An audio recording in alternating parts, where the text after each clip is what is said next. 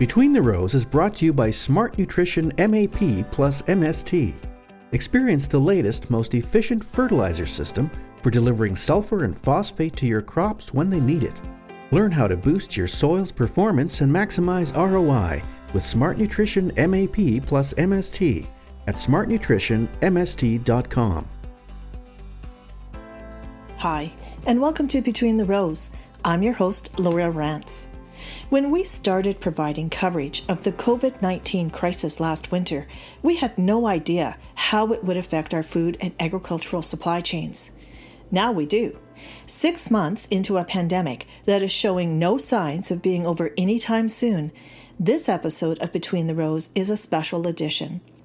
As part of Canada's Digital Farm Show, I had the opportunity to interview some leading researchers and commentators about how our food system has fared throughout the pandemic. We also talked about the issues we need to address in the future and what implications this has for people on the farm. I've put together some of their observations to share with you today. If you'd like to hear those interviews in their entirety, you can log on to Canada's Digital Farm Show and watch all 3 of the recorded sessions. Here's how the conversation started with Joanne MacArthur, President of Nourish Food Marketing, and Len Kahn, President of Contact Marketing. When you look back to where we were in February and even before that, I mean, we probably could have and should have anticipated something like this happening at some point in time. But it took us all by surprise, I think. And I just wondered to get your perspective on what surprised you most about how it affected our food system as things started to unfold? I think, to your point, should we have been surprised? Perhaps not, but certainly the scale of it, I don't think anybody could have predicted this. And anybody who says they can, I want to give them money to invest for me. But I guess one of the biggest surprises, and it shouldn't have been, is we've become really efficient in how we produce and manufacture food. And by being so efficient, we've gotten rid of any sort of cushion. It's very much a just-in-time model. And I think because of that, our resiliency probably wasn't as strong as we thought. I think the other thing that this crisis has done is it was like there was this whole curtain in between the consumer or the customer and the actual food system. And that's fallen now. That wasn't a surprise. We've seen from CCFI's research that consumers really don't understand the food system. But I think for the first time, they're starting to read about it. They're starting to ask questions. And, they're starting to understand that distribution systems are different for retailers versus food service. And they're also starting to look at conditions and how our food's grown, harvested, and produced. And that, I think, will be a lasting effect of this crisis. Len, what did you see? What took you aback when you saw this start to happen? Well, I'm going to go a slightly different way. I have to say I was pleasantly surprised by how well the primary ag sector has handled the current crisis. And it's not to downplay the effects and say there weren't any, but by and large, crops got in the ground this spring, cows got milked, chickens got fed, and in general, the industry was able to proceed. Farmers are used to shocks and crises, in the livestock sector, BSE and PRRS, trade wars with China, interest rate spikes. So in many ways, ag, not that anyone was prepared for a pandemic, but in many ways, ag has been through this before. And so I would say that was a pleasant surprise. I guess I was surprised a little bit, and I should know better being in the industry, but how quickly shocks on the consumer side can affect primary agriculture. So one thing I never would have thought of was French fries. So when restaurants started to close, demand for French fries dropped rapidly, and there were some pretty serious effects on potato producers in the Maritimes and across Canada. And that happened almost suddenly because you were coming out of last year with potatoes in storage, and they were backing up, and now it's planting season. So just how interconnected the food system is, this really pointed that out to me as well. One of the problems that surfaced quickly was around our reliance on foreign workers to provide much of the labor we need in Canada's food production and processing sectors. The effects of that rippled back to the farm gate as well as to the consumer, where Canadians for the first time experienced shortages of some products for short periods of time.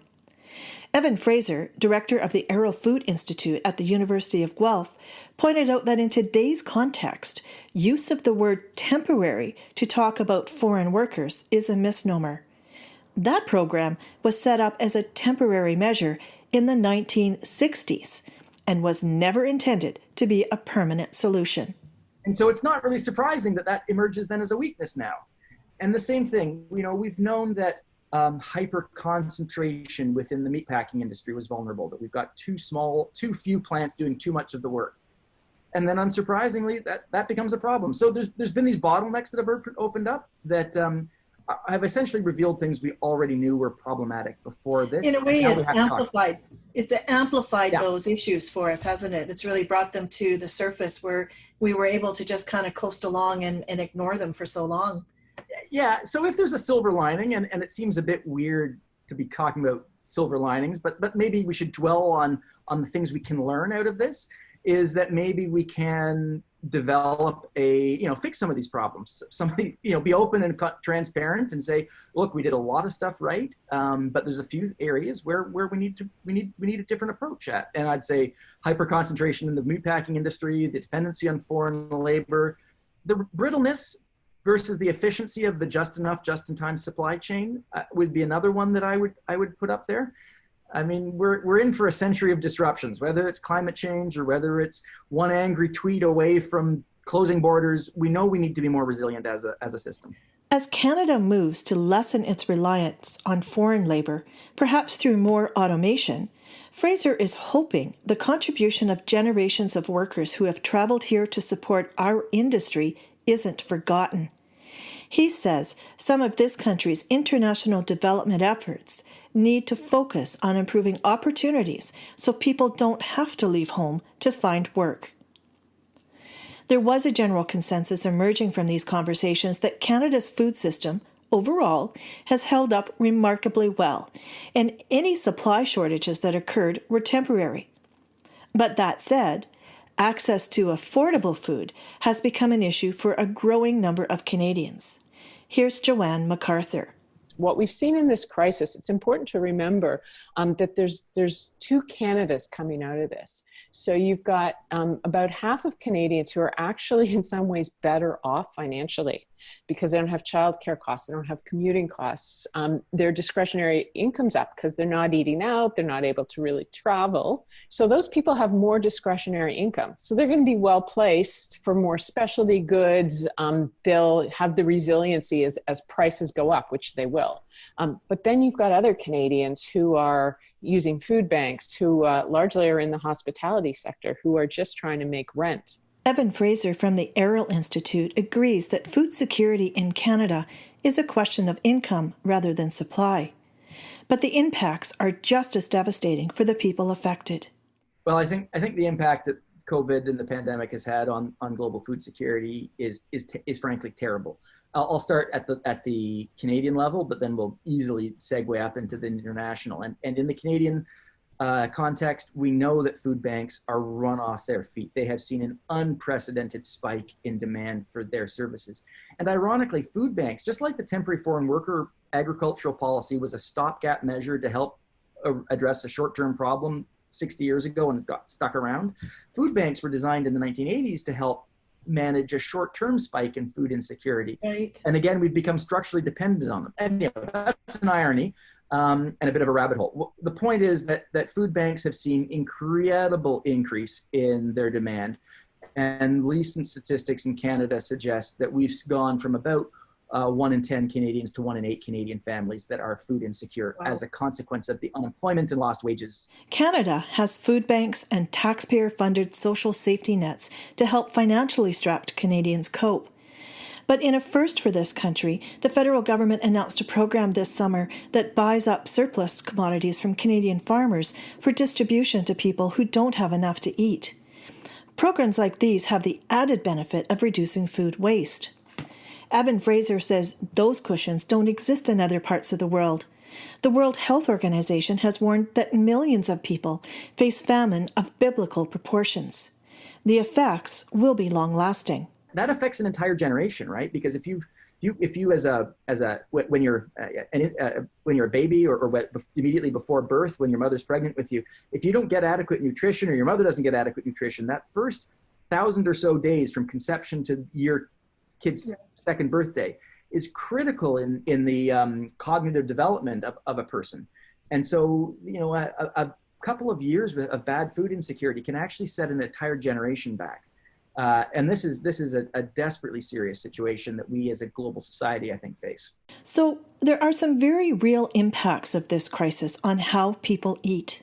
Not only are large numbers of people experiencing food insecurity, there are many more living in fear that it might be lurking just around the corner. That is fundamentally changing how we look at food in this country, and it's changing the language we use to talk about it. Here's Joanne MacArthur. There's an incredible survey of 11,000 Canadians at the end of July. And 42% of Canadians say that a year from now, they don't know what they're going to be doing or where they're going to be living. Like, that's unprecedented, right? In terms of uncertainty. So you're trying to deal with that, but consumers are cooking at home because they have to. They have time. If they've got kids, it's a way to keep kids going. So, I guess we've seen some different behavior throughout the pandemic. So at the start of the pandemic, there was, a real hit on comfort foods. There's that saying, in extraordinary times, we reach for the ordinary. So we saw, sales of meat up and snacks and the quarantini, so alcohol up to sort of signal the end of the day, help us deal with stress. But now that we're 6 months in, it's summer, we're starting to see consumers refocus on health and especially immunity. As a way of dealing with the fact that COVID could be with us for a while. So there's a real focus on more fresh food, but also because we were doing shopping missions, like going out and shopping once every couple of weeks, there's this huge focus on food waste as well. Joanne MacArthur says that when people are faced with uncertainty, they gravitate to the familiar. The COVID-19 crisis has been a boon for the local food movement. Yeah, it's food security. And I think part of food security is this movement that was happening before, and I think will be on steroids coming out of this, which is supporting our own producers, right? So the whole trend to local, buying Canadian, that has been a trend for a while, especially in times of crisis. If you look at like 2008, the recession, that was sort of the resurgence for farmers markets. And that was because people wanted to support their neighbor, whether they knew them or not, right? There's this sense of community coming out of that. I think that will be a long-term impact of this. We will want to know more about, there's a new appreciation for farmers and people who get the food on the shelf and on our plate.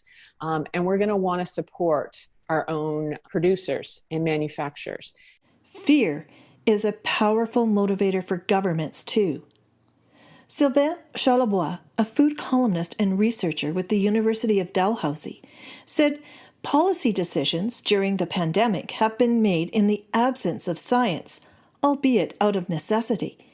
But he points out that continued lockdowns as a precautionary measure will only throw more people into food insecure situations, with the effects rippling throughout the economy. We have to remind ourselves that we've been trying to cope with this threat with little or no science, really. I mean, we know little about this virus. So a lot of public health decisions have been made based on little or no science. And that's not necessarily what we teach in school. We actually teach to students how to make science-based decisions. It's the same in farming, it's the same in processing. And so that was a bit surprising to me. However, you have to have faith in the system. You have to have faith in the leaders making decisions, whether you actually agree with them or not, but many of these decisions have actually had a huge impact on the food industry, in food service, food retail, processing, farming, everywhere. And as we learn more about this virus, I hope that we'll adapt. I hope that policies and regulations will also adapt as well, and not make some of these measures very political, because we're starting to see that right now. We're starting to see many of these decisions become politicized. And as soon as you politicize any measure related to public health, well, it polarizes people. And that's the last thing you want during a pandemic. I find that really interesting, you pointing that out. In this case, the pandemic or the event was moving faster than the science could catch up. I mean, we're really playing catch up when it comes to understanding, and we do understand more about it now than we did 4 months ago, but there's still a lot still emerging every day, and now there's a little bit of conflicting science coming to the fore. So how does that play into that whole vulnerability, I guess, that you mentioned in terms of it becoming politicized and polarized? Oh, absolutely. It's nerve-wracking for business folks out there, for sure, because you don't know exactly what measures will be taken in order to manage risks. But when it becomes politicized, you're not just looking at risk, you're also looking at perceptions and fears, and governments will always try to manage fears more so than the actual risks. And that's the danger. And so looking at a potential second wave into the fall, I'm just hoping that rational heads will eventually prevail, because lockdowns, as we experience in the spring, is something that we can't afford over and over again. We're looking at right now public figures. We saw numbers coming out of Ottawa looking at a deficit of almost $400 billion, and our debt will exceed $1 trillion. So those are massive numbers. And so we have to take care of Canadians and making sure that they are safe. But at the same time, we also need to make sure that Canadians remain food secure. And the only way to do that is to actually keep the economy going, to generate more wealth, so fewer households experience food insecurity. And if you keep people working, you'll actually make sure that it does happen. And we have to remind ourselves of that. Consumers' heightened interest in local food is an opportunity for farmers and the food sector. There's also been a surge of technology that allows farmers to connect with consumers and input suppliers online. That's raised the profile of another issue that governments need to address. Here's Len Kahn. Question. One of the things that's emerged from this crisis is, because we're hunkered down, the lack of broadband, high-speed internet in rural areas has come to the forefront, I think. Right. And I don't have numbers in front of me to quantify it, but I know enough people in the industry. We assume it. Here in Guelph, we get a little angry if we're a little slow one day. There's whole areas of the rural economy that are not served. But what you are starting to see is what would have been called heresy up till now. So companies springing up to actually do online ordering of inputs and supplies with delivery. And that has always been kind of the third rail in ag because of the key role that retailers have. And I still think retailers have a key role, but I think the functionality coming out of this could change more rapidly. I can see the government investing more quickly and heavily in rural broadband, and I can see supply chains changing because of that. And therefore, retailers are going to have to find ways to add value using their brains, not just their warehouses. It's interesting to note that the recent throne speech delivered by the federal Liberals commits the government to helping address connectivity issues affecting rural Canada. Joanne MacArthur says these new opportunities to connect with consumers will be long-lasting. But as part of that shift, consumers will be more demanding when it comes to how the food they buy is produced. I asked whether these changes were simply an acceleration of trends already in play or a full-out paradigm shift. I think in a lot of cases it's accelerating.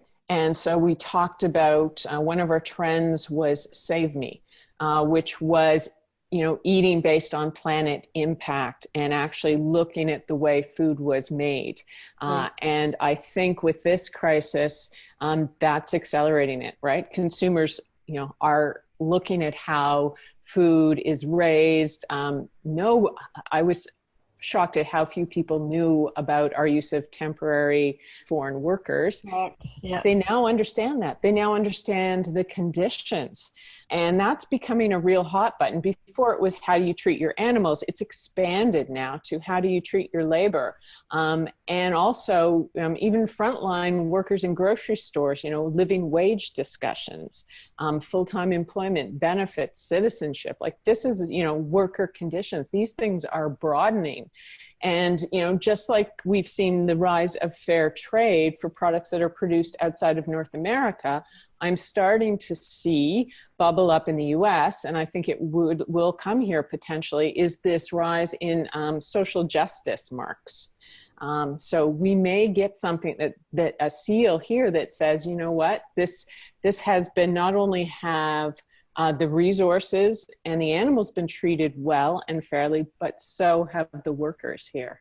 Len Kahn says forging a new relationship with consumers will require a change in attitude among farmers. I think one of the big opportunities that we as the primary ag industry can take advantage of is consumers are more interested in and engaged in their food system. And we haven't always been clear that's a good thing because, the knowledge base, the distance from the farm makes these somewhat high risk conversations.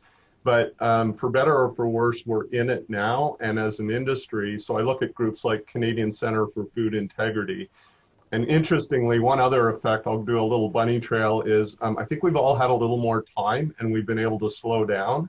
Right. And there was a cool new website resource that was launched. It's called utensil.ca, and it was incubated by Andrew Campbell, the fresh air farmer, and Crystal Mackay. And it's kind of a primer about everything to know about ag and food, right down to the terminology. So I think if we're willing to engage, but that's going to be a change in the countryside because farmers tend to be private. They're worried about activists, and so they're worried about engagement. So I'm interested to see if that does change, or if we have this short memory, if in a year we have a vaccine and life has gone back to normal, whether we forget all this like a bad dream or we learn and get better because of it. Meanwhile, Sylvain Charlebois takes the position that the future lies in refocusing Canada's food policy.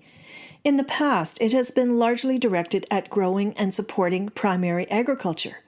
He says the pandemic has underscored the folly of that. Yes, I believe that COVID has made a case for more processing in Canada. You see, processing is the forgotten child. We often talk about farmers, we often talk about consumption and grocers. We rarely think about or talk about what's in the middle, which is processing. And we saw most of the problems we saw within the supply chain was related to processing, people getting sick. Farmers had to dump milk because they didn't have any choice. Really, they had to dump milk. Animals had to be euthanized. Potatoes were thrown away, mushrooms and so on and so forth, because they did not have any options. And this is problematic in Canada. And if we actually make processing the centerpiece of our agri-food strategy in Canada, then everyone wins. Because if we don't do it, everyone will lose. And farmers are the first one to lose. And we saw that during COVID. Farmers were perhaps the most resilient in the early stages of the pandemic. But Len Kahn sees some cracks surfacing as it drags on. He's hoping the sector can rally support from within, from consumers, and from government. I'm hopeful about two things, maybe, that the current crisis, maybe because we've had the chance to slow down and think, and has shone some light on some what were maybe underground issues. So mental health is a big thing. So yes, farmers were able to get the crop in the ground, milk the cows. Farming at its core is a bit of a solitary activity. But as you know, the farming community is hugely social. So even the trade shows, right? Trade shows, I was working at Ginty Jokes and Associates when the Outdoor Farm Show was conceptualized, and he did a lot of research. And the most compelling reason farmers go to trade shows is social. Yes, there's a business component. So I think mental health has taken a hit, and it's an unseen hit. And there is some talk about it, but I think there'll be more. Shining a light on not only the role that migrant farm workers play, but how they're treated. You know, out of sight, out of mind, not good.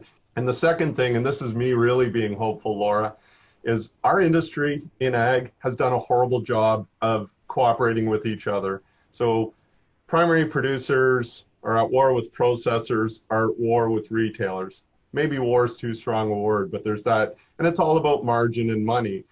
But I think we've seen here that hanging together is not only good for the industry, but it's probably more profitable, and it does set us up better, in a better way to handle future shocks. So I'm hopeful that that'll happen. I'd say my confidence level is a little lower than my hopeful level, but let's see. All of the experts that I spoke with emphasized that this crisis presents some real opportunities for Canada's agricultural sector. Here's how Evan Fraser summed it up. So to end on a positive note, I actually think that this is a tremendously exciting time in agriculture. I mean, for 4 years ago, I think it was, the federal government identified agriculture as an engine of economic growth. I think agriculture should be seen as the cornerstone of a green recovery platform for Canada. I think agriculture can and should, with technological innovation, turn from a source of greenhouse gases to a absorber of greenhouse gases. I think we can do that. I think we can shorten our supply chains. We can repatriate our food systems. And in doing that, repatriate our fruit and vegetable systems in particular, sorry. And in doing that, I think we can probably be a global leader, not only in the production of healthy, safe, and sustainable food, but the technologies and the technological, I mean, maybe I get a little nationalistic, but it sort of bugs me that Singapore, the Netherlands, Israel are seen as the world leaders in ag technology. And I think we should be in that club, and we should be very deliberately and determinedly putting ourselves in that club. And so that, moving towards that sort of vision is what puts a spring in my step in these somewhat bleak times. The COVID-19 pandemic has exposed some strengths and some flaws in Canada's food system. But more importantly, it has mobilized consumers around food issues in ways we've never seen before. The challenge facing the industry now is finding ways to work with that new level of engagement to build stronger, more resilient food systems that better serve all links in the food chain. Thanks for listening to this special edition of Between the Rows. If you'd like to hear more about what these food industry observers had to say, log into Canada's Digital Farm Show, where you can find all 3 conversations in the program. I hope you'll join us again next week. I'm Laura Rance. Between the Rows is brought to you by Smart Nutrition MAP plus MST. Experience the latest, most efficient fertilizer system for delivering sulfur and phosphate to your crops when they need it. Learn how to boost your soil's performance and maximize ROI with Smart Nutrition MAP plus MST at smartnutritionmst.com.